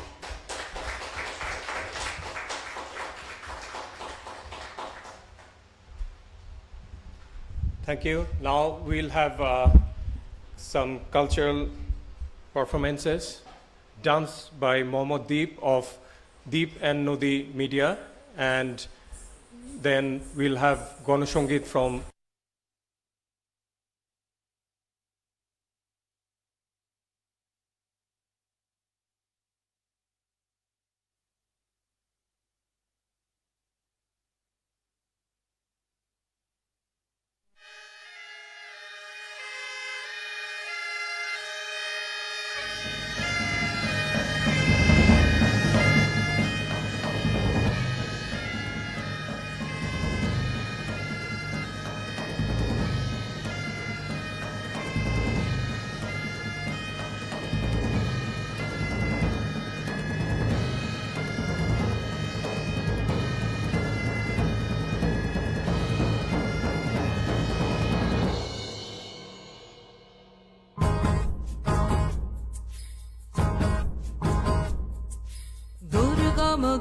কান্তার মরু দুস্তর পারাবার হে লঙ্ঘিতে হবে রাত্রি নিশীথে যাত্রীরা হুঁশিয়ার দুর্গম গিরি কান্তার মরু দুস্তর পারাবার হে লঙ্ঘিতে হবে রাত্রি নিশীথে যাত্রীরা হুঁশিয়ার দুলিতেছে তরি ফুলিতেছে জল ভুলিতেছে মাঝি পথ ছিড়িয়াছে পালকে ধরিবে হাল আছে কার হিম্মত দুলিতেছে তরি ফুলিতেছে জল ভুলিতেছে মাঝি পথ ছিড়িয়াছে পালকে ধরিবে হাল আছে কার হিম্মত কে আছো জোয়ান হও আগুয়ান হাকিছে ভবিষ্যৎ কে আছো জোয়ান হও আগুয়ান হাকিছে ভবিষ্যৎ এ তুফান ভারী দিতে হবে পারি নিতে হবে তরি পার দুর্গম গিরি কান্তার মরু দুস্তর পারাবার হে লঙ্ঘিতে হবে রাত্রি নিশীথে যাত্রীরা হুঁশিয়ার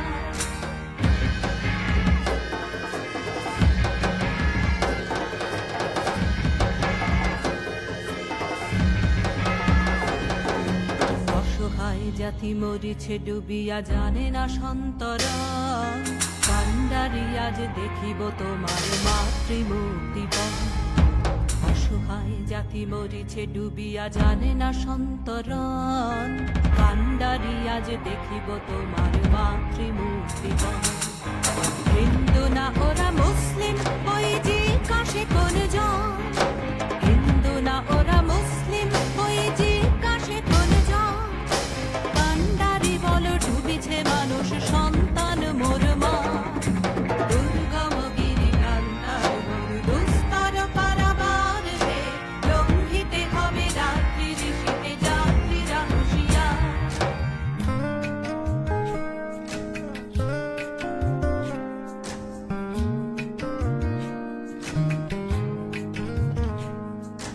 হাসির মঞ্চে গেয়ে গেল যারা জীবনের জয়গান আসিয়া লক্ষ্যে দাঁড়ায়েছে তারা দিবে কোন বলিদান হাসির মঞ্চে গেয়ে গেল যারা জীবনের জয়গান আসিয়া লক্ষ্যে দাঁড়ায়েছে তারা দিবে কোন বলিদান আজি পরীক্ষা জাতির অথবা জাতির করিবে ত্রাণ আজি পরীক্ষা জাতির অথবা জাতির করিবে ত্রাণ দুলিতেছে তরি ফুলিতেছে জল কান্ডারি হুঁশিয়ার দুর্গম গিরি কান্তার মরু দুস্তর পারাবার হে লঙ্ঘিতে হবে রাত্রি নিশীথে যাত্রীরা হুঁশিয়ার দুর্গম গিরি কান্তার মরু দুস্তর পারাবার হে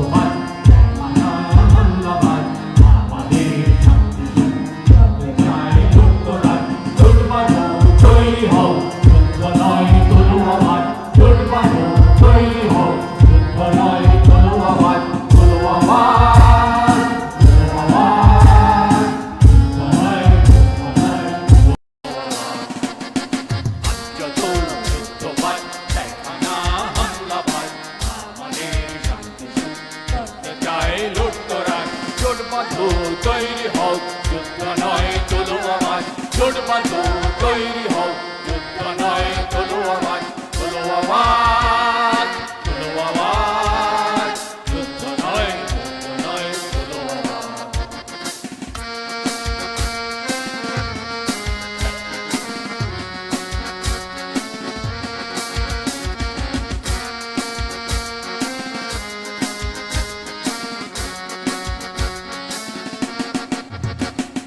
স্বাক্ষরের নীল আলো আজকে হোক চিত্রদীপ উদ্গত শ্বাস ফেলে হিংস্রতার শরীর স্বাক্ষরের নীল আলো আজকে হোক চিত্রদীপ উদ্গত শ্বাস ফেলে হিংস্রতার শরীর এই যে বিংশ শতাব্দী তুলিতে ছিন্ন ভিন্নবাদ এই যে বিংশ শতাব্দী তুলিতে ছিন্ন ভিন্নবাদ তোলো আওয়াজ তোলো আওয়াজ যুদ্ধ নয়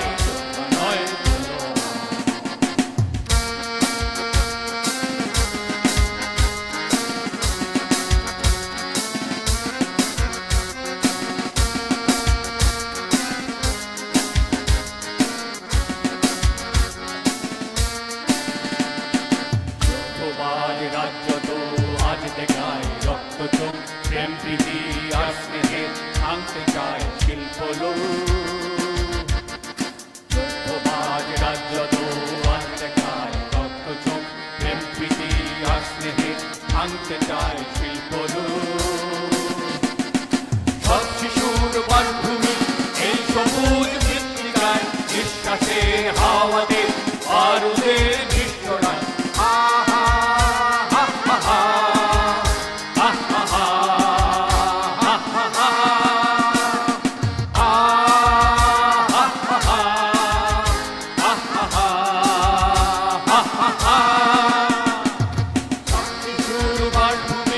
এই সবুজ মৃত্তিকায় নিঃশ্বাসে হাওয়াতে বারুদের বিস্ফোরণ হিংসা নয় যুদ্ধ নয় ফুল ফোটাও গন্ধরাজ হিংসা নয় যুদ্ধ নয় ফুল ফোটাও গন্ধরাজ তোলো আওয়াজ যুদ্ধ নয় তোলো আওয়াজ যুদ্ধবাজ তেহানা হামলাবাজ আমাদের শান্তি করতে চায় লুপ্তরাজ যুদ্ধবাজ তেহানা হামলাবাজ আমাদের শান্তি করতে চায় লুপ্তরাজ জোট বাঁধো তৈরি হও যুদ্ধ নয় তোলো আওয়াজ জোট বাঁধো তৈরি হও যুদ্ধ নয় তোলো আওয়াজ তোলো আওয়াজ তোলো আওয়াজ যুদ্ধ নয় তোলো আওয়াজ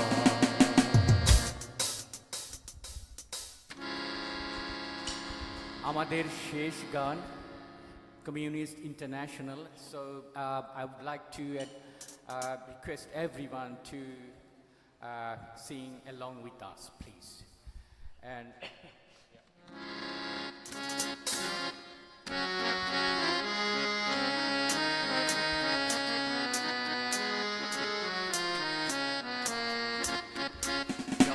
জাগো জাগো সর্বহারা অনশন বন্দী কৃতদান শ্রমিক দিয়াছে আজ সারা উঠিয়াছে মুক্তির আশা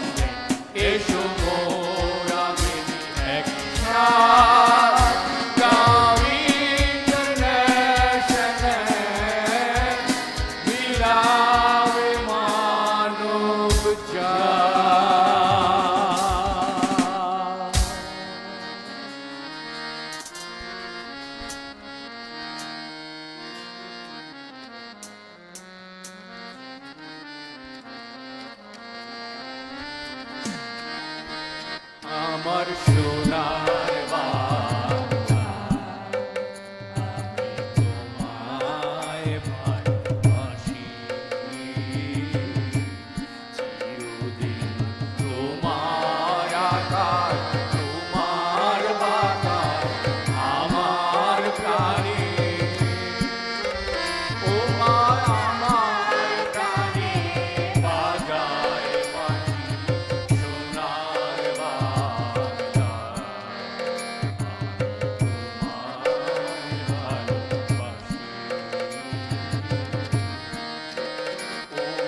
ফাগুনে তোর আমের বনে গানে পাগল করে মরি হায় হায় রে ও মা ফাগুনে তোর আমের বনে গানে পাগল করে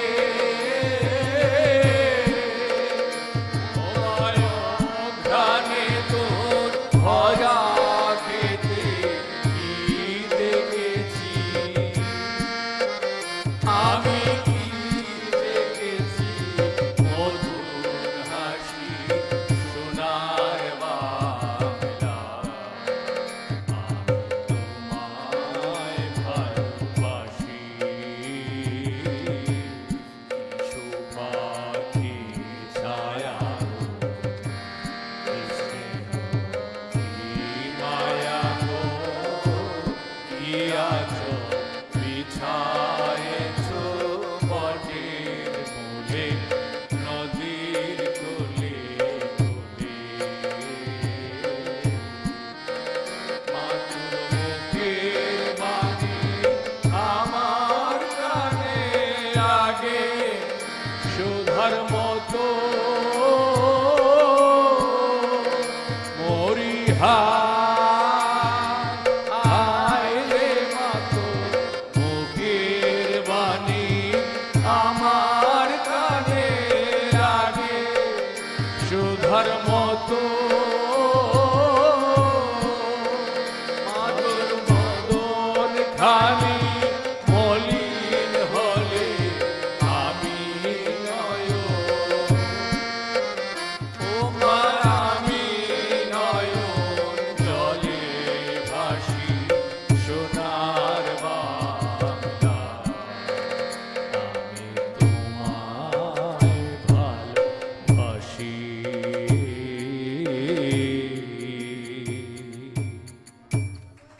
ধন্যবাদ সবাইকে